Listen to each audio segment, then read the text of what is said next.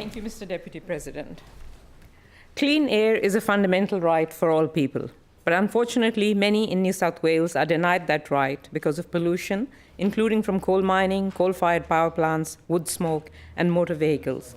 The situation is further compounded by lax laws that don't appropriately punish polluters and inadequate standards that continue to permit harmful substances to be discharged into the air we breathe. The New South Wales Government's Clean Air for New South Wales consultation paper has lofty objectives when it states that New South Wales cannot afford to wait on national action or market developments to support clean air. But this statement will only be as strong as the actions that make clean air a reality. And we're not nearly getting enough action. We know that New South Wales Government either deliberately or through incompetence fluffed its responsibilities in developing strong and enforceable clean air standards. New South Wales was the lead state in developing standards for particulate matter under the National Clean Air Agreement, which was finalised in December 2015, but failed to advocate for strong standards to protect human health. The standard that was eventually adopted was below World Health Organization recommendations, and other jurisdictions such as Victoria and the ACT adopted much more stringent standards unilaterally. The annual average PM10 standard of 25 micrograms per cubic meter, which was advocated by the then Environment Minister, was actually weaker than any of the measures recommended by the then National Environment Protection Measure Impact Statement. I might also remind members that in the last 6 years, we have had 4 environment ministers, and each has presided over worse and worse laws and policies which remove environmental protections. And I don't hesitate much to say that this government is possibly the worst for the environment in living memory. What about the health of our communities? Surely, even for this government, that's worth protecting. If stronger standards are enacted, big polluters, and especially coal mines, would have to limit the emissions of harmful particulates into the air.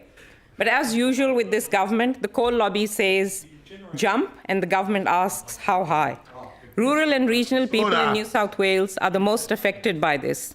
Pollution from coal-fired power stations forms a very substantial part of air pollution in New South Wales. It is the 3rd biggest producer of PM10 and by far the largest producer of both nitrogen oxides and sulfur dioxide.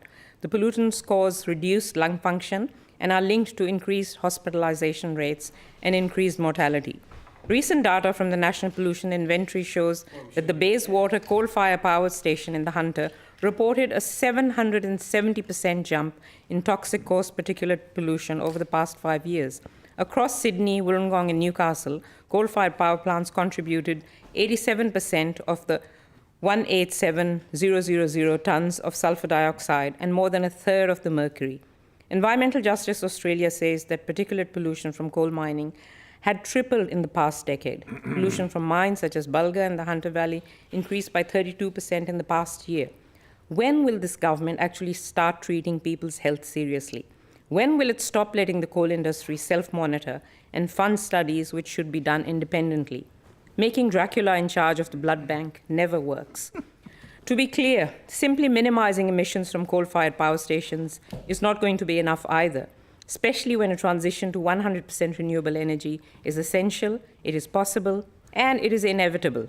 So why not actually plan for this transformation so there is certainty for energy providers and the workers in the coal mining industry can have a just transition? And while this is happening, let's cover coal wagons and coal stockpiles to prevent the spread of coal dust. We also need to tackle the 2nd biggest source of PM2.5 emissions in New South Wales and the largest source of PM10 pollutants, which is residential wood heaters. We need to not approve polluting waste to energy facilities, such as the incinerator proposed at Eastern Creek. The OECD report, Cost of Air Pollution, Health Impacts of Road Transport in 2014, notes that 50% of deaths from outdoor air pollution are now caused by road transport, and that while air pollution-related deaths declined in most OECD countries, they increased alarmingly by 68% in Australia. So we must shift freight from road to rail, from private motor vehicles to public transport, which means stop building polluting toll roads. And we must set ambitious transport targets to ensure that this mode shift actually happens. But this government actually scrapped even the more modest targets they had. But most of all, We need a government that is willing to stop pandering to big coal and big money, and for once look after the people of New South Wales, their environment and their health.